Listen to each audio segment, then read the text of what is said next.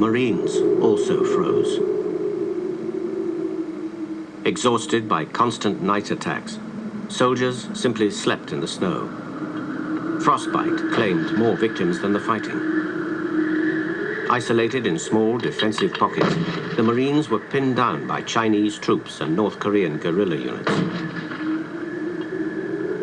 The highest toll was among army units located to the east of the reservoir. We went on to the ice, and I remember coming upon some of the fellows from the 7th Division. They were lying on the ice, and the warmth of their body had melted in their clothing into the ice, and we had to use our bayonets to chip and chop the ice out underneath them so that we could drag them and bring them back into the American lines, into our lines.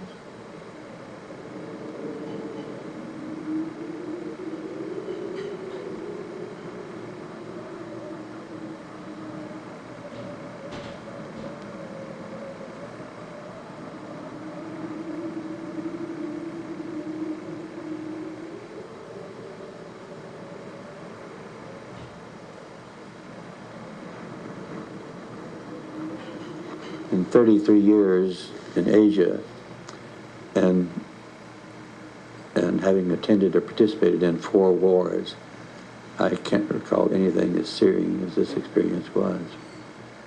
And there were times when I felt more like a Marine than I did a correspondent. All of my instincts wanted me to get out of there, told me to get the hell out of there, fly out.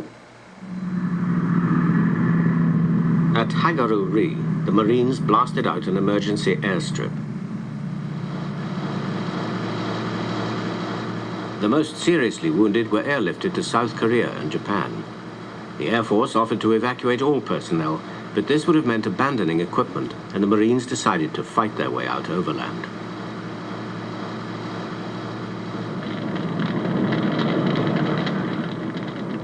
Whatever couldn't be taken was destroyed. Nothing was left to help the enemy. At Hagaru-ri, we were attacked successively by 2 Chinese divisions, which meant that we were outnumbered perhaps 15 to 1. We had numbers of advantages, though. First, our supporting arms were much better than what the Chinese had. Second, our communications were much better. Third, although we were cold and miserable, we were less cold and miserable than the Chinese. Fourth, we had aviation and lots of it. Air power was the decisive factor on the UN side. American planes ranged virtually unchallenged over North Korea, bombing and strafing at will.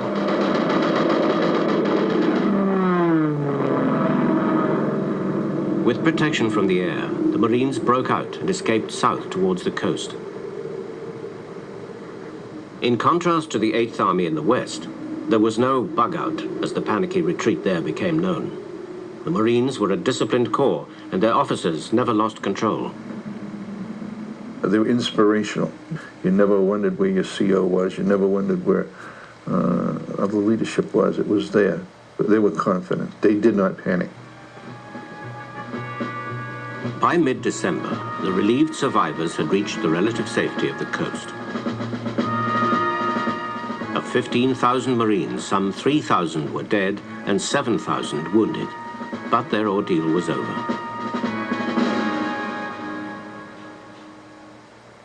Meanwhile, across the mountains on the west, UN forces were still retreating in disarray. Bug-out fever was raging, and troops hurried south as fast as their vehicles could carry them, rarely stopping to engage the pursuing Chinese and North Korean forces. Pyongyang, the capital of North Korea, was recaptured by the communists on December the 6th. The city was largely destroyed, the result of bombing and systematic demolition by retreating UN forces. The 7-week occupation was over, the only occasion a communist capital has ever been held by the West. North Korean newsreel film shows the returning People's Army receiving a warm welcome from the population. But not everyone chose to remain under the rule of Kim Il-sung. Many residents left with the retreating UN army and became separated from their families to this day.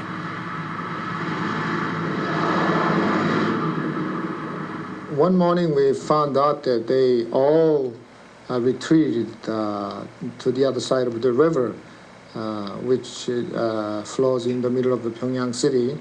So we started coming out, and lots of people crossed the river with some kind of a boat made with empty drums, and they came down to South Korea.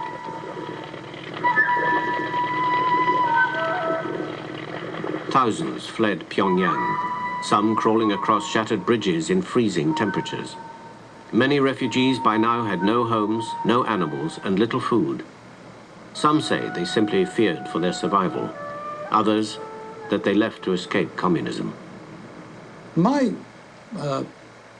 sense is that this was, in fact, an act of voting by feet. The Communist Party in North Korea had made a great number of mistakes. In some ways, they were very radical in instituting reforms of communist variety. They had persecuted Christianity and other forms of religion. And people simply did not find the Communist Party to their liking. And they, therefore, fled the scene. It could hardly be said that the South, under the government of Syngman-rhee, was a haven of democracy and civil rights. As the UN fell back, anti-communist vigilantes and the Korean National Police rounded up anyone suspected of holding left-wing sympathies. Political prisoners forced to wear traditional straw masks identifying them as criminals were marched off to detention. Horrified Western correspondents reported how many were beaten, tortured, and sometimes executed.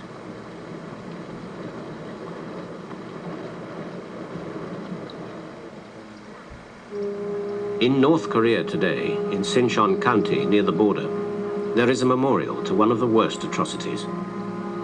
It is claimed that here, as UN forces pulled out in early December 1950, 102 small children were incarcerated in a disused ammunition store. They were separated from their mothers, who were refusing to reveal the whereabouts of men from the village. One of only 2 children who survived what took place is Kim Yong-ja. After a while, I heard a lot of talking outside. Then some black objects flew in through the ventilation hole and started to explode with loud bangs. They were hand grenades. The children who were sitting on the floor pleading for their mothers and for water disappeared altogether. And on the floor, children's heads, arms, legs and torsos were rolling about. The walls were spattered with children's flesh and blood. It is certain that a massacre of children did take place at Sinchon. Documentary film records the horrific aftermath.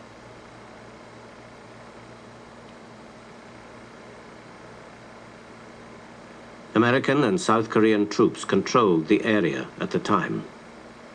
It is not clear who was responsible, although the North Koreans today have no doubt who was to blame. My heart hurts so much whenever I come here.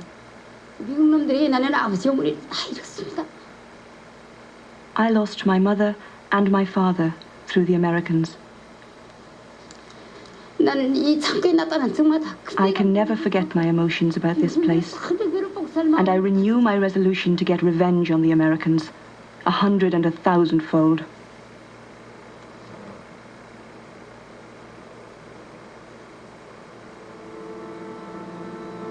The murder of innocent civilians by both sides was a tragic theme that recurred throughout the Korean War.